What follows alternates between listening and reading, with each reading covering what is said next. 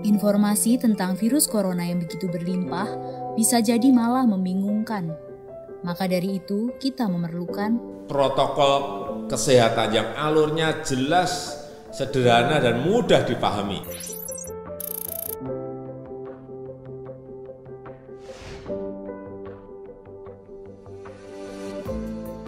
Siapa yang berpotensi terpapar virus corona? Orang yang memiliki riwayat perjalanan 14 hari yang lalu ke negara dengan transmisi lokal COVID-19 atau merasa pernah kontak dengan pasien terkonfirmasi positif COVID-19. Apa yang perlu dilakukan jika memenuhi dua kondisi tersebut?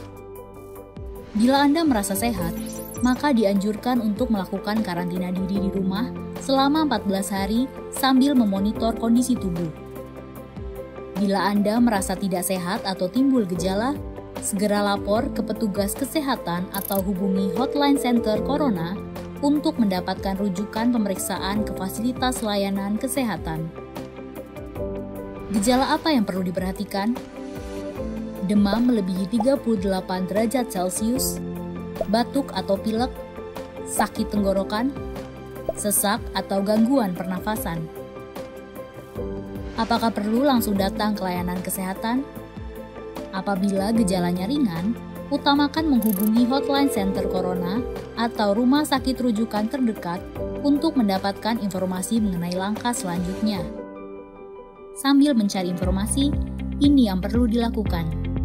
Tetap hindari keluar dari rumah, istirahat yang cukup, banyak minum air putih dan makan makanan bergizi, mempraktekkan kebiasaan bersih seperti cuci tangan, dan membersihkan area-area yang tersentuh permukaan tangan. Gunakan masker agar percikan dari batuk atau bersin tidak mengenai orang lain, bahkan di dalam rumah sekalipun.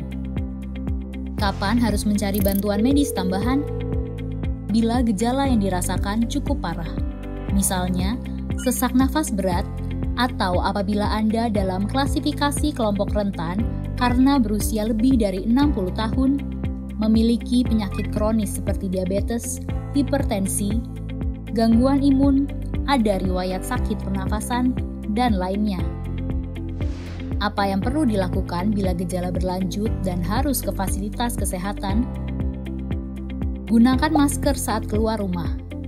Praktekkan etika batuk dan bersin yang benar dengan menutup dengan siku atau tisu. Hindari menggunakan transportasi publik. Bagaimana tahapan screening pasien di fasilitas pelayanan kesehatan? Sebelum memberikan perawatan, tenaga kesehatan di fasilitas layanan kesehatan akan melakukan screening. Jika tidak memenuhi kriteria pasien dalam pengawasan atau PDP COVID-19, maka akan dirawat inap atau rawat jalan tergantung diagnosa dan keputusan dokter. Jika memenuhi kriteria pasien dalam pengawasan COVID-19, maka akan dirujuk ke salah satu rumah sakit rujukan, didampingi oleh tenaga kesehatan yang menggunakan alat pelindung diri atau APD. Di rumah sakit rujukan, spesimen pasien diambil untuk pemeriksaan lab dan pasien akan ditempatkan di ruang isolasi. Spesimen dikirim ke Badan Penelitian dan Pengembangan Kesehatan atau Balitbangkes di Jakarta.